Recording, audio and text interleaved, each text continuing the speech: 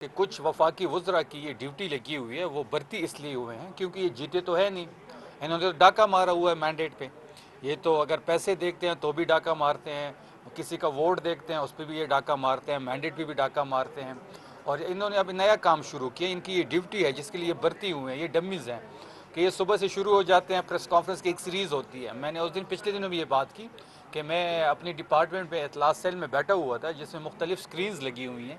उस स्क्रीन्स पे मैं एक चीज़ नोट कर रहा था कि एट अ टाइम 4 चैनल्स पे इनके वफाकी वज़रा प्रेस कॉन्फ्रेंस कर रहे थे, 2 चैनल्स पे पंजाब के वज़ीर लगे हुए थे, एक चैनल पे मुस्तफ़ा कमाल साहब की फुटेज आ रही थी, कुछ बलूचिस्तान के वज़ीर आला, उनके साथ एक नौमौलूद बच्चा बैठा हुआ था, उसके साथ साथ कुछ एक्स सर्विसमैन एक प्रेस कॉन्फ्रेंस कर रहे थे, कुछ सिविल सोसाइटी के लोग लगे हुए थे। और मैं बड़ा क्लोजली देख रहा था और आखिर में जब इन सब के अगर समरी निकालने, आखिर में यही था कि या तो खैबर पख्तूनख्वा में गवर्नर राज लगाया जाए और या तहरीक इंसाफ पे पाबंदी लगाने का यह मुतालबा कर रहे थे। तो खैबर पख्तूनख्वा में मैं सवाल आप सहाफ़ियों के पास छोड़ के जा रहा हूँ कि खैबर पख्तूनख्वा में ऐसा कौन सा गैर आइनी गैर कानूनी काम हो गया जो ये गवर्नर राज का मुतालबा कर रहे हैं। ऐसा सोहेल आफरीदी साहब ने क्या कर दिया है कि इनको गवर्नर राज की जो तलब है वो बहुत ज़्यादा हो चुकी है। सोहेल आफरीदी साहब 8 अक्टूबर से नॉमिनेट हुए हैं, 15 अक्टूबर को उन्होंने ओहदे का चार्ज संभाला है, तब से लेकर आज तक इनके असाब पे सवार है, इनके नफ्स पे सवार है।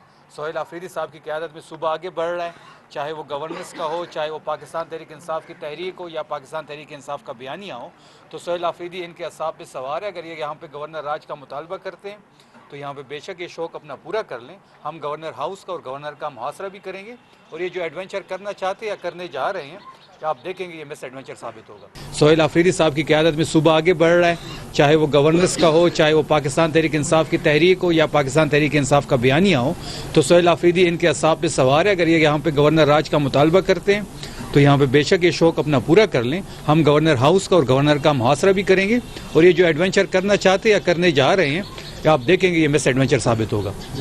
शुक्रिया सर, थैंक यू। तो ये कनस्ताइन आज दावत पे मैं चाइना विंडो आया था अजीज़ मलिक साहब की दावत पे, और यहाँ पे आके आप पहले भी आपने यहाँ 4 लाख लोग आ चुके हैं।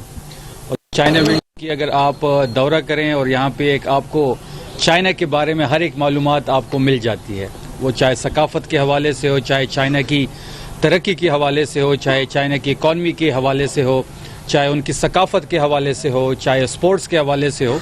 जिस तरीके से चाइना ने अपने मुल्क को आगे लेके गए हैं वो तमाम चीज़ें आपको दिखाई भी जाती हैं और आपको एक पूरी ब्रीफिंग भी दी जाती है। तो मैं जितनी भी ये अमजद अजीज़ मलिक साहब की कोशिश को, जो इसकी कोशिश है, इसको खिराज तहसीन भी पेश करता हूँ। और जिस तरीके से वो ये खिदमात यहाँ पे अंजाम दे रहे हैं उस पर भी वो खिराज तहसीन के काबिल है। वहाँ पे कुछ चीज़ें हमने देखी, एग्रीकल्चर की बात हुई कि जी एग्रीकल्चर को कैसे आगे लेके जाया गया। तो पाकिस्तान की भी अगर अभी इकॉनमी की रिवाइवल हो तो उसके लिए भी एग्रीकल्चर का एक वाहिद सहारा रह चुका है जिसके ज़रिए हम आगे जा सकते हैं। हमेशा से पाक चीन दोस्ती आप देख रहे होंगे कि कोई भी लीडर हो, मैंने अंदर भी ये बात की कि कोई भी लीडर हो, चाहे जिस जमात की भी गवर्नमेंट हो, हमेशा पाक चीन दोस्ती को फ़रोग़ मिला है। चाइना ने हमेशा सख्त वक्त में पाकिस्तान का साथ दिया है, चाहे वो सिक्योरिटी के हालात हो, चाहे इकॉनमी के हालात हो, चाहे यहाँ पे कोई प्रोजेक्ट लगाने के हवाले से बात हो या कोई इन्वेस्टमेंट के हवाले से बात हो, तो हमेशा चाइना ने पाकिस्तान का साथ दिया और पाकिस्तान भी हमेशा चाइना के पुश्त पे खड़ा रहा है। और आपने ये भी देखा होगा कि जिस मुल्क जब भी मुल्क का नया वज़ीर आज़म या नया सदर आता है तो उसकी ये ख्वाहिश होती है कि वो चाइना सबसे पहले विज़िट करे और वहाँ से अपनी सरकारी दौरों का आगाज़ करे, चाइना के साथ ताल्लुकात को नई नहज पे लेके जाएं। तो जो पाकिस्तान और चाइना की दोस्ती है वो हमेशा जिंदाबाद। और हमेशा आपने देखा होगा कि जब से चीन आज़ाद हुआ और पाकिस्तान दोनों एक दूसरे के साथ एक लाजवाल दोस्ती के ज़रिए आगे बढ़ रहे हैं। हमें उम्मीद है कि खैबर पख्तूनख्वा की जो हुकूमत है सोहेल आफरीदी साहब की क़यादत में, हम पुरज़म है कि हम उनकी सरबराही में एक चाइना के साथ ताउन करें, चाइना के साथ जो दोस्ती है उस पर अपना रोल प्ले करें और इस दोस्ती को एक नए मकाम पे लेके जाएं। सर, यहाँ पे आपने सकाफत देखी तो क्या आपने क्या देखा इसमें ऐसा कि हमारे सूबे में हो और हमारा सूबा जो है इस तरह तरक्की कर सके? कोई ऐसी चीज़? मैंने शुरू में ये बात की, एक तो एग्रीकल्चर क्योंकि हमारे पास बहुत ज़्यादा पोटेंशियल है खैबर पख्तूनख्वा में एग्रीकल्चर के लिहाज से। उसके लिए लेफ़्ट कनाल भी एक हमारा प्रोजेक्ट शुरू है और जिस तरीके से एग्रीकल्चर के ज़रिए इकॉनमी को चाइना ने आगे लेके गए वही मॉडल अगर हम अपनाएं और खैबर पख्तूनख्वा की हुकूमत इसको बड़ा क्लोजली मॉनिटर भी कर रही है, कुछ चीज़ों पे हमारी गुफ्तगू भी हो रही है, कुछ प्लान्स भी शेयर हो रहे हैं। तो एक तो एग्रीकल्चर, दूसरा स्पोर्ट्स की जो उनको एज इंडस्ट्री को एज उन्होंने इकनॉमिक हब अपने आप को बुला लिया है। तो हम भी स्पोर्ट्स में हमारे पास बहुत ज़्यादा टैलेंट है, बहुत ज़्यादा मौक़े हैं, बहुत ज़्यादा ऐसे मौक़े हैं जिससे हम एक इकॉनमी भी जनरेट कर सकते हैं और रेवेन्यू भी जनरेट कर सकते हैं, इकॉनमी भी बेहतर हो सकती है। तो ये दो बहुत बड़ी अच्छी फील्ड है। चाइना के बारे में हर एक मालूमात आपको मिल जाती है, वो चाहे सकाफ़त के हवाले से हो, चाहे चाइना की तरक्की के हवाले से हो, चाहे चाइना की इकॉनमी के हवाले से हो, चाहे उनकी सकाफ़त के हवाले से हो, चाहे स्पोर्ट्स के हवाले से हो। जिस तरीके से चाइना ने अपने मुल्क को आगे लेके गए हैं वो तमाम चीज़ें आपको दिखाई भी जाती हैं और आपको एक पूरी ब्रीफिंग भी दी जाती है। तो मैं जितनी भी ये अमजद अजीज़ मलिक साहब की कोशिश को, जो इसकी कोशिश है, इसको खिराज तहसीन भी पेश करता हूँ और जिस तरीके से वो ये खिदमात यहाँ पे अंजाम दे रहे हैं उस पर भी वो खिराज तहसीन के काबिल है। वहाँ पे कुछ चीज़ें हमने देखी, एग्रीकल्चर की बात हुई कि जी एग्रीकल्चर को कैसे आगे लेके जाया गया। तो पाकिस्तान की भी अगर अभी इकॉनमी की रिवाइवल हो तो उसके लिए भी एग्रीकल्चर का एक वाहिद सहारा रह चुका है जिसके ज़रिए हम आगे जा सकते हैं। हमेशा से पाक चीन दोस्ती आप देख रहे होंगे कि कोई भी लीडर हो, मैंने अंदर भी ये बात की कि कोई भी लीडर हो, चाहे जिस जमात की भी गवर्नमेंट हो, हमेशा पाक चीन दोस्ती को फ़रोग़ मिला है। चाइना ने हमेशा सख्त वक्त में पाकिस्तान का साथ दिया है, चाहे वो सिक्योरिटी के हालात हो, चाहे इकॉनमी के हालात हो, चाहे यहाँ पे कोई प्रोजेक्ट लगाने के हवाले से बात हो या कोई इन्वेस्टमेंट के हवाले से बात हो। तो हमेशा चाइना ने पाकिस्तान का साथ दिया और पाकिस्तान भी हमेशा चाइना के पुश्त पे खड़ा रहा है। और आपने ये भी देखा होगा कि जिस मुल्क जब भी मुल्क का नया वज़ीर आज़म या नया सदर आता है तो उसकी ये ख्वाहिश होती है कि वो चाइना सबसे पहले विज़िट करे और वहाँ से अपनी सरकारी दौरों का आगाज़ करे, चाइना के साथ ताल्लुकात को नई नहज पे लेके जाएं। तो जो पाकिस्तान और चाइना की दोस्ती है वो हमेशा जिंदाबाद।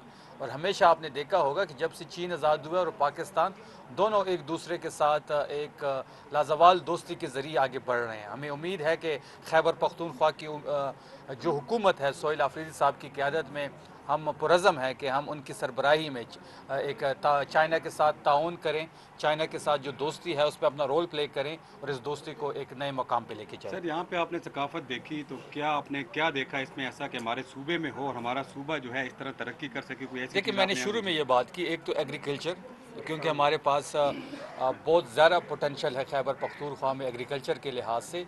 उसके लिए लेफ़्ट कनाल भी एक हमारा प्रोजेक्ट शुरू है और जिस तरीके से एग्रीकल्चर के ज़रिए इकॉनमी को चाइना ने आगे लेके गए वही मॉडल अगर हम अपनाएं और खैबर पख्तूनख्वा की हुकूमत इसको बड़ा क्लोजली मॉनिटर भी कर रही है, कुछ चीज़ों पे हमारी गुफ्तगू भी हो रही है, कुछ प्लान्स भी शेयर हो रहे हैं।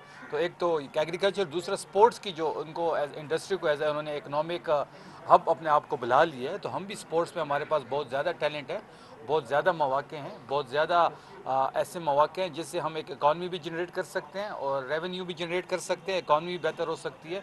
तो ये दो बहुत बड़ी अच्छी फील्ड है, स्पोर्ट्स और एग्रीकल्चर। और आपने ये भी देखा होगा कि जिस मुल्क जब भी मुल्क का नया वज़ीर आज़म या नया सदर आता है तो उसकी ये ख्वाहिश होती है कि वो चाइना सबसे पहले विज़िट करे और वहाँ से अपनी सरकारी दौरों का आगाज़ करे, चाइना के साथ ताल्लुकात को नई नहज पे लेके जाएं।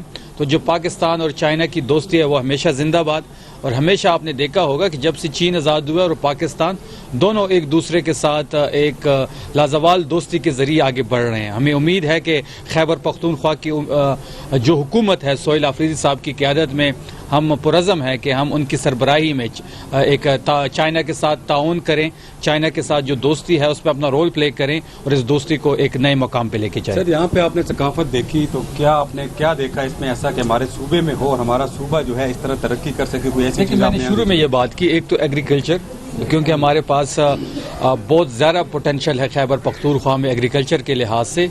उसके लिए लेफ़्ट कनाल भी एक हमारा प्रोजेक्ट शुरू है और जिस तरीके से एग्रीकल्चर के ज़रिए इकॉनमी को चाइना ने आगे लेके गए वही मॉडल अगर हम अपनाएं और खैबर पख्तूनख्वा की हुकूमत इसको बड़ा क्लोजली मॉनिटर भी कर रही है। कुछ चीज़ों पे हमारी गुफ्तगू भी हो रही है, कुछ प्लान्स भी शेयर हो रहे हैं। तो एक तो एग्रीकल्चर, दूसरा स्पोर्ट्स की जो उनको एज इंडस्ट्री को एज उन्होंने इकनॉमिक हब अपने आप को बुला लिया है। तो हम भी स्पोर्ट्स में हमारे पास बहुत ज़्यादा टैलेंट है, बहुत ज़्यादा मौक़े हैं, बहुत ज़्यादा ऐसे मौक़े हैं जिससे हम एक इकॉनमी भी जनरेट कर सकते हैं और रेवेन्यू भी जनरेट कर सकते हैं, इकॉनमी भी बेहतर हो सकती है।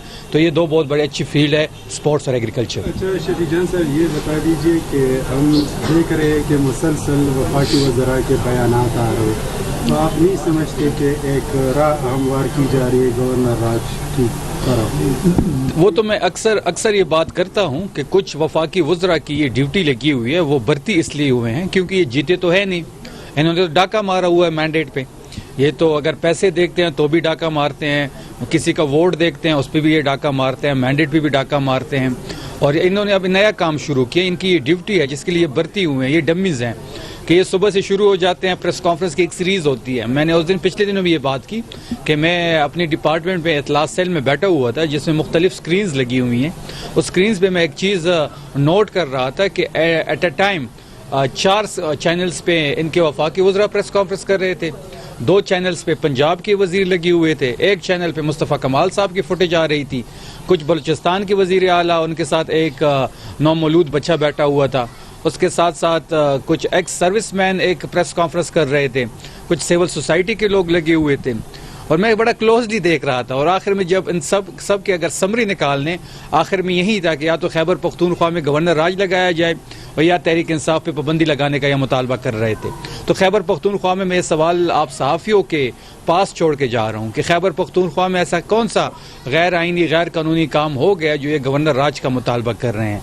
ऐसा सोहेल आफरीदी साहब ने क्या कर दिया है कि इनको गवर्नर राज की जो तलब है वो बहुत ज़्यादा हो चुकी है। सोहेल आफरीदी साहब 8 अक्टूबर से नॉमिनेट हुए हैं, 15 अक्टूबर को उन्होंने ओहदे का चार्ज संभाला है, तब से लेकर आज तक इनके असाब पे सवार है, इनके नफ्स पे सवार है।